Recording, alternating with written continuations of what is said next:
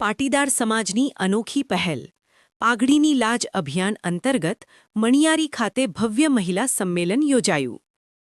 ચાણસ્મા તાલુકાના મણિયારી ગામે 84 કડવા પાટીદાર સમાજ દ્વારા દીકરીઓની સુરક્ષા અને સામાજિક જાગૃતિ માટે એક ઐતિહાસિક કહી શકાય તેવું મા દીકરી સંમેલન યોજાયું હતું. પાઘડીની લાજના શીર્ષક હેઠળ યોજાયેલા આ સંમેલનમાં અંદાજે 3000થી વધુ પાટીદાર મહિલાઓ અને માતાઓએ ઉત્સાહભેર ભાગ લીધો હતો.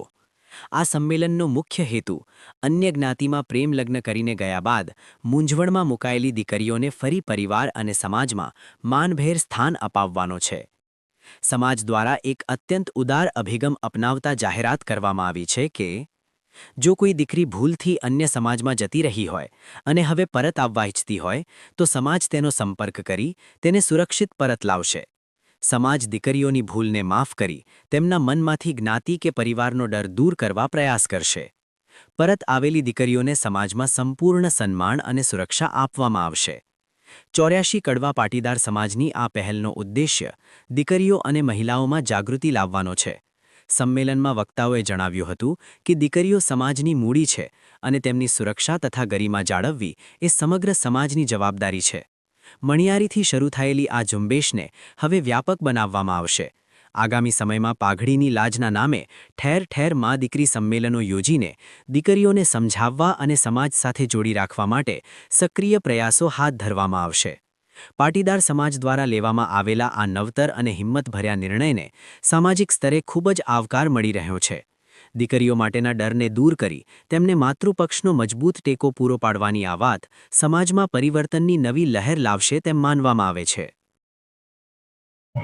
પેલા સીતા જેવી સક્ષમ થા પછી સ્વયંવરને ચૂંટી લેજે. પેલા પિતા જેવી પગભર થા પછી સ્વયંવરને ચૂંટી લેજે. બહુ મજાની વાત કરી એને કે સીતા જેવી તું સક્ષમ તો થા પછી તારો સ્વયંવર અમે ગોઠવીશું, પણ એના જેવી સક્ષમ નથી તો કેવી રીતે? બીજી વાત, મગજ વગરના ઉપર હાવ મોહી જવું. મગજ વગરના ઉપર સાવ મોહી જવું, આમ બાપનું ઘર છોડી જવું. પહેલા સંસ્કારના નામે સુગંધ થા પછી ગજરો ગૂંથી લેજે. પેલા સીતા જેવી સક્ષમ થા અને પછી સ્વયંવરને ચૂંટી લેજે. આ રઘવાયાની જેમ રખડતા અને આખલાની જેમ આખડતા, આ રઘવાયાની જેમ રખડતા અને આખલાની જેમ આખડતા, આ અપલખણાને તું ઓળખી જા પછી લાહવો લૂંટી લેજે.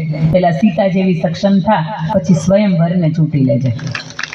આ બાપને બાવડે બહાર ફરે છે, ચોકે ચોકે નાકે નાકે રોજ કોકની પ્યાર કરે છે. આ બાપના બાવડે બહાર ફરે છે, ચોકે ચોકે નાકે નાકે રોજ કોકને પ્યાર કરે છે. તું બ્રહ્મર વૃત્તિવાળાને ભાળતી થા પછી કળીની જેમ ફૂટી જાજે. તું સીતાની જેવી સક્ષમ થા પછી સ્વયંવરને ચૂંટી લેજે. આખો દિવસ ભટકે છે એ કઈ કામ ધંધો કઈ કરે નહીં, કે આખો દિવસ ભટકે છે એ કઈ કામ ધંધો કરે નહીં.